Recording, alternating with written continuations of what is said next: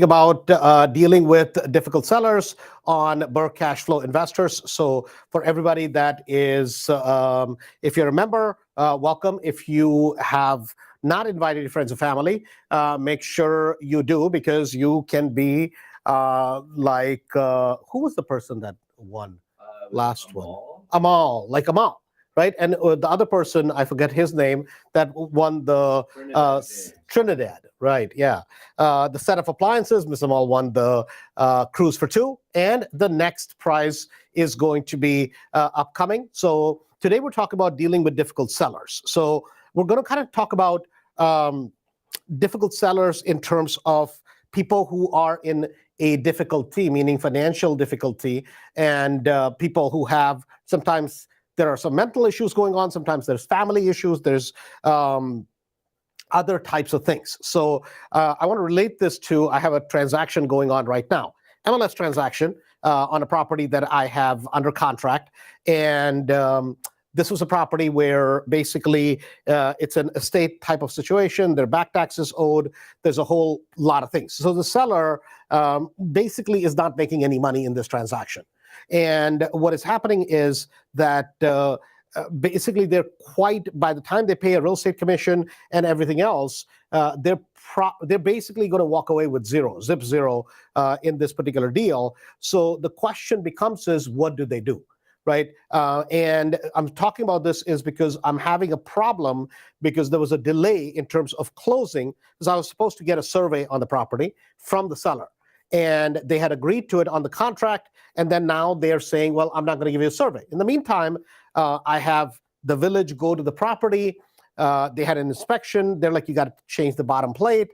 I'm like, well, I want to look into it. While we're there at the property, what I realize is the neighbor's driveway is over. It kind of runs over to this property. Now, about 1.5 feet is on this property. And so what happens is because of the driveway, it's a hard surface, all the water is going in the basement. So now the question is the basement is leaking in this particular property. So the neighbor's driveway is going to be on the property I'm buying. So their driveway is on my property technically, about 1.5 feet. That's been there for a long time. Now, I doubt that the neighbor is going to like it, that I'm going to cut that. Because I'm going to cut that and put gravel over there. So basically, effectively, I'm putting a French drain, what is called, next to the house. And that the neighbor is not going to like. And so I needed some time because I'm like, hey, you got to give us a survey so I can have insured over. For those of you guys that understand title, I need to have extended coverage so I can insure over that encroachment on the property. And the seller's like, well, when are you going to close? When are you going to close? I'm like, listen, there are all these problems with the property. I'm ready to close. I've tendered 10,000 earnest money on the property, and I am not letting go of the property. It's that simple, right? So they sent a letter saying that, hey, guess what? We're going to kill the deal. I'm like, no, you're not. I spent money on the property. Chris from Mastery was there, and he is doing the plans, all the stuff that is needed as per the village requirements. So I have tendered you 10,000 earnest money. I have spent money on the property. And just because now you decide to change your mind, because you can't order a survey for $300-400, which you were supposed to give me. Now you're going to tell me, oh, go take a hike. So they raised the price by $9,000, right? And they're like, well, we're just going to basically cancel it, take it or leave it. I'm like, okay, great. Go ahead and try to cancel the contract on me. You can go and cancel it. I will take you to court over it. I made a great deal. I made the deal 1.5 months ago in the middle of winter. Now, come the spring market, you're basically going to just cancel the deal on me. I got the deal at a discount. It's not going to happen. I've spent time, money, effort. I'm ready to close. You guys cannot perform. I don't care if it costs me $50,000. I am not going to let that deal go. And this is, to me, it's a matter of principle. Now, having said that, I'm not suggesting you should go pick a fight with people. I don't want to pick a fight with these people. But at the end of the day, the real estate agent did not fill the contract out correctly. If they didn't want to give me the survey, they should have said, hey, we're not going to give it to you. Great. If I agreed to it, I'm okay with it, right? But I've agreed to it in writing, and guess what? I'm going to make them stick to it. And if they want to take me to court, go right ahead. See, and I'm not saying that you should be doing this. The reason I'm bringing this up is I don't think the seller is being difficult, quite honestly. I just think this is a difficult situation because they don't have any money, right? They're not going to get any money out of it. But then they made a deal. Now they got to stick to it. And I'm okay, if it was $500-600 for the survey. I agreed to it. But I agreed to it now, I should say. But guess what? I'm not, just because the seller wants to muscle out of it, I'm not going to let it happen, right? And because I think I'm right in this case. Now, what would you do in this case? I don't know. Maybe you just let the deal go. I think it's going to depend on where you are in terms of your real estate investing journey, if you're going to let the deal go or not. And I'm saying this because this is an MLS property. Now, I want to take it to the other extreme, which is on an MLS property, if I know I have done all the things correctly on my end, and that's my belief system. In today where I am with my investing, I'm not going to let something go. Now, having said that, I want to give you guys a story. So back in 2010, at that time, I had a property under contract. And I had a property under contract as a short sale and in Hanover Park. And I had a real estate license at the time, right? Even though I was not selling real estate, I still had an active real estate license. So when you have an active real estate license, you just have to be much more careful because people are like, well, I'm going to complain to the state. Man, I haven't done anything wrong. But guess what? That's the society we live in. So short sale, the property prices, mind you, continued dropping. So 8 months later, they send me a short sale approval. So I'm like, well, I'm not buying the property because the property prices dropped. So when I had made the offer 8 months ago, I had offered, I don't even remember now what the price was, whatever, $70,000-80,000, whatever it was, I don't remember. But then over the 8 months, the property prices dropped. Because this is 2010 till 2008 to 2012, the property prices were dropping. So I'm like, I was going to buy the property, rehab it, quickly put it back on the market, get it sold. Now, 8 months later, I want it even cheaper. Well, didn't happen. They basically ended up losing the property to foreclosure. I'm like, well, that's not my fault because your bank took 8 months. What do you want me to do about it, right? So the guy gets really upset. Now, at the time, I had tendered $1,000 earnest money at that time. And when this happened at that time, he's like, oh, no, that you still have to buy the property. I'm like, nowhere does it say in a real estate contract, right, that I have to buy the property 8 months later. That doesn't make any sense, right? That's the most illogical thing ever. So I remember getting a call from one of those people from the IBFPR, right? Ethics and board and all this stuff. They're like, well, Mr. Holmes, you dropped the contract. I'm like, that's right. I dropped the contract. They're like, well, what right do you have to drop the contract? I'm like, listen, man, this is America. I can choose whether I drop a contract or whether I don't. Now, if I did not perform, meaning you say, hey, I'm going to do this, you're going to do this. Two people meet, sign a contract, and then I would be in breach of contract if I don't do what I say I'm going to do. I'm like, it says nowhere on the contract that I have to buy it. I have a inspection clause, because in 8 months, if the condition of the property changes, the market changes, what do you want me to do? And so the guy was adamant, no, you have to buy the contract. I'm like, based on who? Right? Now, mind you, at the time, right, this is 2010. I didn't have this kind of funds. So if you make a living selling real estate, right, what do? You take on some guy, right, who doesn't even clearly understand. I'm like, sir, read the contract. What does it say in the contract? The contract says you have a time. So when the short sale comes through, at that point, it's 8 months later after the fact you made, so if it's 2 years later, you made an offer 2 years ago. If the market dropped 30%, now what am I going to do? Still buy the property? That makes no sense, right? And I'm like, that's why it's called a contingency period. right? So I'm like, I have a buyer contingency in there based on once the approval gets done, at that time, I have to make sure whether the condition of the property is the same. And now, mind you, in the inspection contingency, what it says is that based on inspection contingency, your attorney can cancel the contract. So I cancel the contract because I'm like, I'm not going to buy it at the price I agreed to 8 months ago. Property prices will come down. So this guy was all upset. And he was upset because he said, well, that's not fair to the seller, blah, blah. I'm like, listen, what fair to the seller, man? He was not even making payments for 4 years in the property. Now you're getting upset. What fair to the seller? The seller was going to make zero, right? Zero. And here, at the time, I felt bad, right? I wasn't as mature in the business. I felt bad, and I actually let him have $1,000. Today, there is no way on God's green earth I would do that, unless I was in breach. If I'm in breach, that's fair.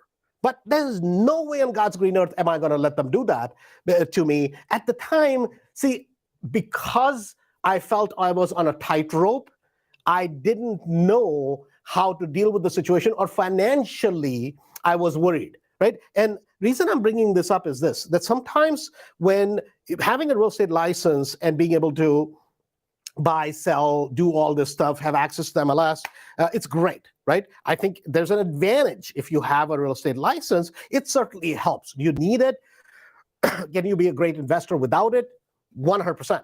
But see, today, right, I put my license on ice. I run a business ethically. I don't give a damn. If I believe that I am right? Number one, I have an understanding of real estate. Number two, I have an understanding of investing. Number three, I have the cash to be able to back it. Because a lot of times what happens in this sort of situation is it really doesn't matter who is right or wrong, unfortunately. That's unfortunate, but it doesn't matter. What matters is who can put their nose to the grindstone. Now, on the other side of it is this. In these two cases, I was willing to stick with where I am. At that time, I had to give up $1,000 because in that particular situation, unfortunately, I was not in a situation to be able to argue. So when this gentleman from the state calls me, I'm like, hey, listen, I haven't done anything wrong. But now here in my mind, even though I hadn't done anything wrong, I'm like, oh my God, I'm going to have to go deal with it, blah, blah. Then he actually read the contract. The attorney read the contract, and they're like, no, what Andrew is saying is correct, is 100% correct. But in the same time, this supposedly guy from IDFPR is investigating this. And it's investigation as if you've done something, oh my God, I stole somebody's money. I mean, this is how they come across in a way which is almost threatening, right? And it's like, hey, man, I'm canceling a stupid real estate contract in the time I'm allotted to cancel a contract. Now, it's different than when you're dealing with difficult sellers. So what are the other types of sellers we deal with? In MLS, at least you have an agent that buffers you. A lot of times, it's the agent's job to try to basically see reason with the seller. But when we're talking with difficult sellers, meaning a lot of times when people have divorce cases, a lot of times if it's family, right? Because family always, one brother is going to say, okay, I'm ready to sell the property. The other person, oh no, you could get $1 bajillion for the property, right? They have crazy expectations, especially people that have never had a lot of money. Sometimes people who have a lot of money are the easiest people to deal with because number one, they've seen money before. They understand, they realize that this property, whatever it is, maybe it's $500,000, $2 million, whatever it is, that's not necessarily going to change their lives. But a lot of times when family members haven't had money and they desperately need the money, right? Those are the most pain in the butt sellers to deal with sometimes. And now there are two categories of those. If they're off-market sellers, meaning they're probate type of deals, they're short sale type of deals, they're all those sorts of things. In certain cases, I'm willing to work with it. In most cases, if they're too much pain in the butt, I'm just not going to deal with them. It's not worth my time. I can go out, find more deals. But have I done that where I've done consistent but persistent follow-up? Harry's first deal, this seller was a nut, Buffalo Grove transaction, right? She was a nut. The poor guy took her to the grocery store, did this, all this stuff just to get his deal under contract. He made $5,000. Robert Bernadette made $70,000, $80,000 on the deal because he did a wholesale and they did on the back end, they did a flip on that deal, right? So, but he was kind of cutting his teeth. And a lot of times when these are off-market sellers, right, they have a personal situation going on. And because they have a personal situation going on, right, they basically are giving you a hard time. You have really nothing to do with it, right? You didn't put them in that situation, be it medical bills, be it foreclosure, be it whatever it is. And that is something that you have to understand. So I'll never forget this. I had a meeting at the Dunkin' Donuts with the seller, and the lady comes over there. I'm like, well, why don't you want to meet me at the house? Because I've seen the house. Oh, no, it's my husband, and I got married to him and I annulled my marriage, and I don't want him to find out, blah, blah. I'm like, ma'am, listen, I'm not a divorce lawyer. I have no idea how, that's beyond my expertise. But as long as I get title insurance, I'm good to go, right? And so she meets me, and she's all, when she comes in, she's got this attitude. She's just got this crazy attitude, right? And for half an hour, 45 minutes, I'm talking to her, and I'm like, I'm not even getting anywhere. And I'll never forget this. It was Freddie and me, both of us were together, and he's just looking at me like that, dude, there's no point to it. Finally, right, I was like, ma'am, I just have to stop you, right? And I'm like, maybe we got off on the wrong foot. I just have to apologize. You're really, really upset. You're mad. Maybe I said something to upset you. If I did, I apologize. I mean, it's like a transformation of a person that was all mad, all angry, and I couldn't figure out what she was mad about, right? I was willing to make a reasonable offer, and this woman is just being antagonistic, just like, I'm like, hey, lady, man, we're trying to, number one, if you really didn't want to sell the property, why did you show up here for a cup of coffee in the first place, right? This is what I'm thinking. I don't want to say that to her, but this is really what I'm thinking. So I had to finally kind of calm down, take a breath, and just go, ma'am, maybe I did something wrong to upset you. If I did, I apologize, but this is kind of going sideways, and I don't mean to offend you. And literally, as soon as I said that, it's like, you have this balloon that's kind of up to bursting, and somebody kind of pricked a small little hole in it, and all the air is kind of going out, and it just calms down, right? And that's exactly what happened. And she goes, no, it's not you. I'm so sorry, and blah, blah, blah, and all the stuff. And she starts crying. And as she's crying about this, I'm kind of like, what the hell happened here, right? And finally, she's like, well, no, it's not you. My ex-husband, I divorced him. I got married to this, whoever this dude is. And within 15 days, I'm getting an annulment. And he wants in on my property. Now I feel guilty because my ex is terribly sick. I divorce him and I get married to this guy. There's this whole drama behind the scene. I had nothing to do with this. I just want to buy a house because I thought it was a great deal, right?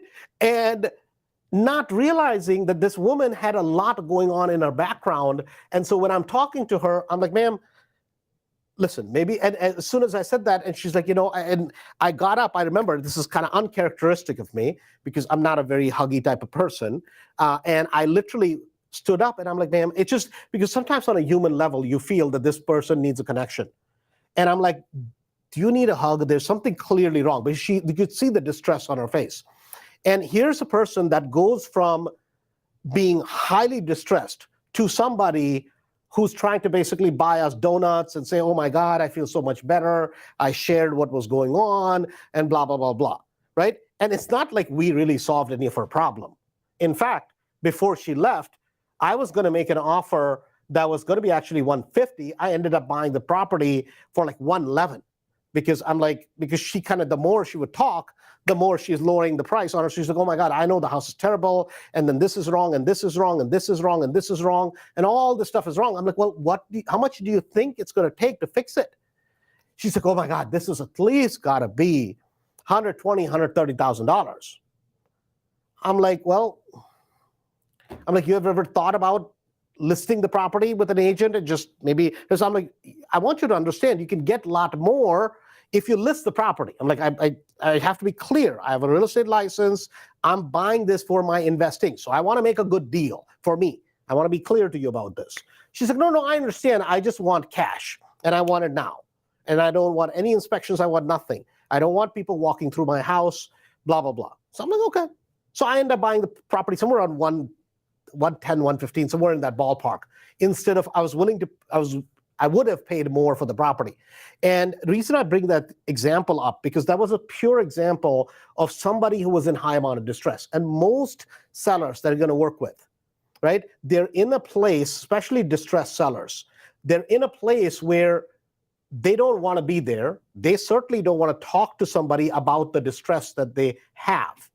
They just want a solution out of it, right? And a lot of times, and I noticed that early on when I was unsure and I was newer to real estate, I used to get involved in all the drama, and I wanted to know about all their drama, right?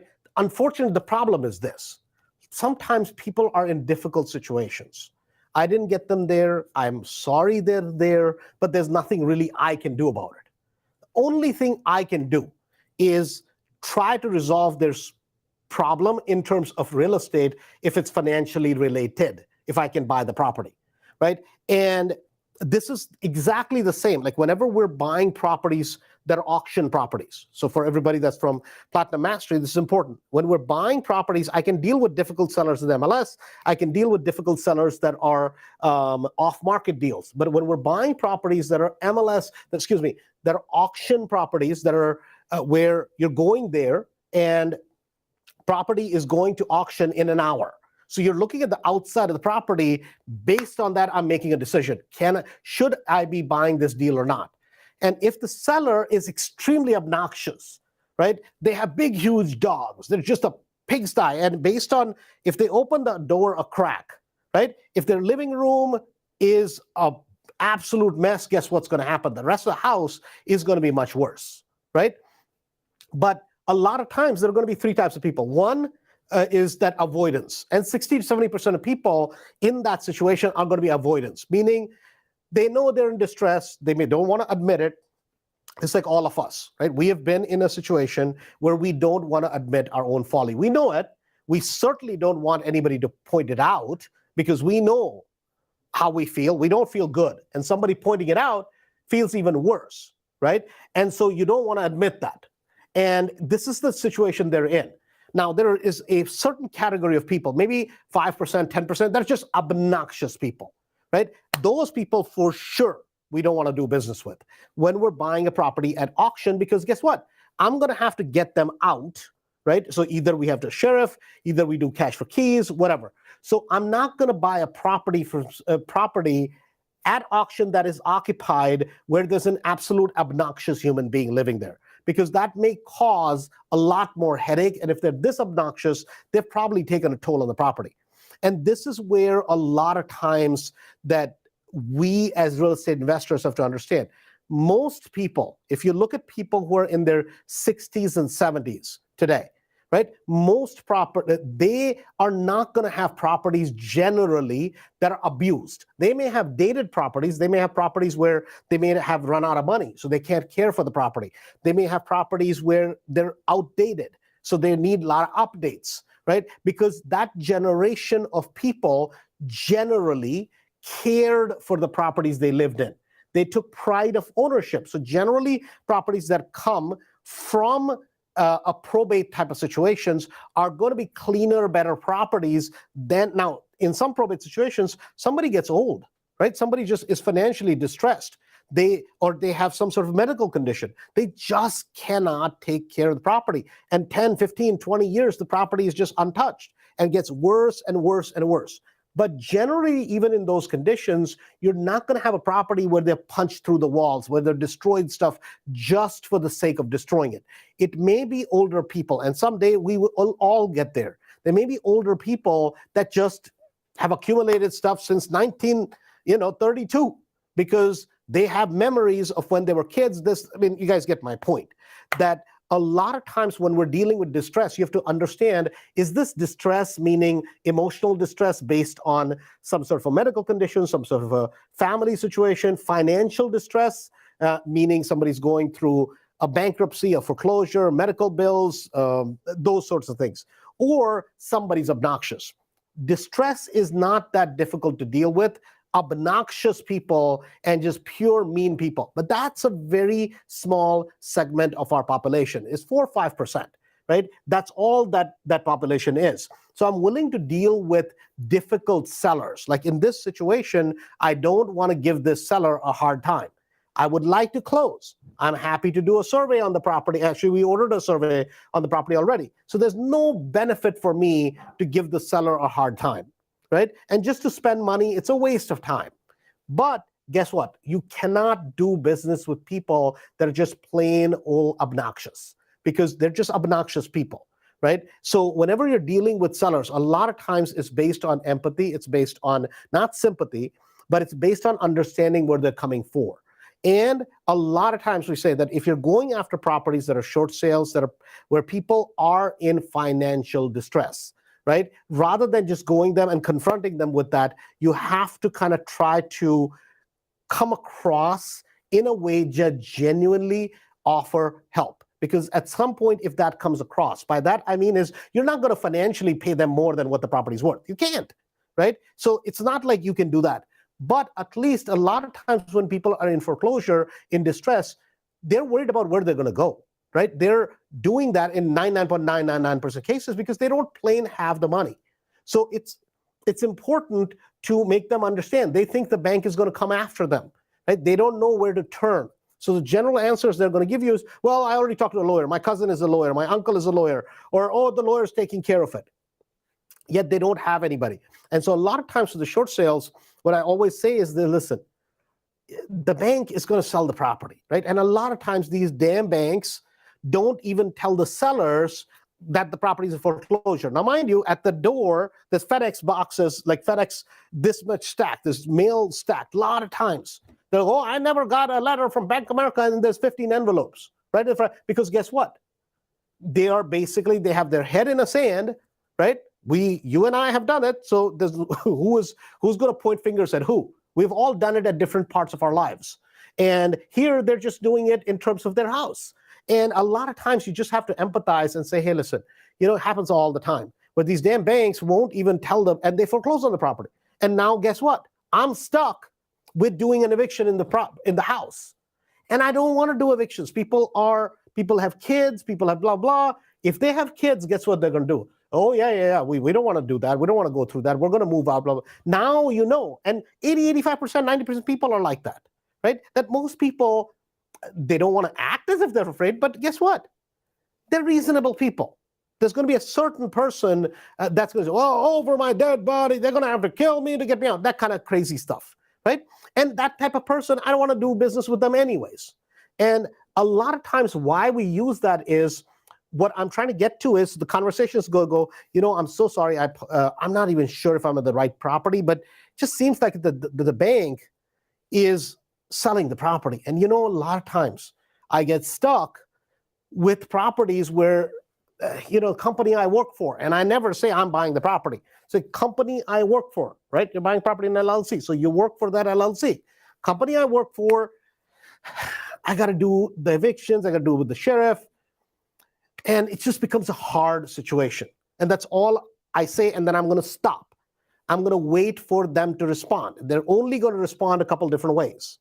They're going to say, well, I don't really want that. We're going to move, blah, blah, blah, which is very positive. Or, well, how many days do I have to move, which is very positive. Or some people, well, I'm never moving out, that kind of stuff. And then I'm going to go back and say, I totally understand. Whatever they say, I'm going to say, I totally understand, right? Because I'm not going to argue with them. If they're argumentative, I'm going to make a decision. Am I going to have a further conversation? Say, something, I just wanted to make sure you're aware of it, because a lot of times these damn banks don't tell you, here's my number, let me know, right? If you're interested in having conversation, and maybe I showed up at the wrong time, I'm so sorry, maybe you're upset, right? And then if it's a good property, if I want it, next day I'm going to call them. I'm going to call them and say, hey, listen, I was at your door and I know I showed up at a wrong time. I just wanted to call you and apologize. And they're not going to expect that. They're going to expect you to sell them on something. You don't have to sell them on anything. You just call and just say, hey, I wanted to make sure you're not still mad. That's it. Hang up, call them back a week later and say, hey, I'm the guy who made you mad the first time. Second time I called to make sure you're not mad. and this time I'm trying to make sure that you're really not bad. What you're doing is this called human relations. You're basically breaking that blinders that we put up down so that you can get to the real human being. And 99.9% of people are going to say, no, I'm not mad. I was just frustrated, blah, blah. I don't know what to do. Now we can have a conversation, right? And a lot of times, if you refer them to a good attorney that you work with, especially if they're going into short sale or if they're in short sale, if they need to do a short sale, right? And say to them, hey, listen, did you know in Illinois, your darn bank is going to pay for the attorney to represent you? You don't have to come out with a dime out of your pocket, because I know you'd have paid the mortgage if you could. And then give them a good attorney that does short sales, and you can be the buyer that buys the property. But now guess what? You didn't try to sell them on something. You got them to somebody that can help them through the situation. They're not going to make any money when it's a short sale. They're making zero. So it's not like they're going to benefit anyways. Now what you can do is you can basically genuinely try to help them so their result, their perception of you is much better, and you get what you want, which is a deal and a property. Having said that, hopefully you got some value out of it. Join us every single week on Mondays, Wednesdays, and Fridays.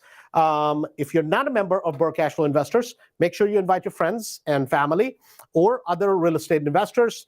Next prize we're going to announce on Friday as to for the next 2 months as to who wins based on how many people you're inviting, and then we will draw your name. Having said that, thank you. Have a good day.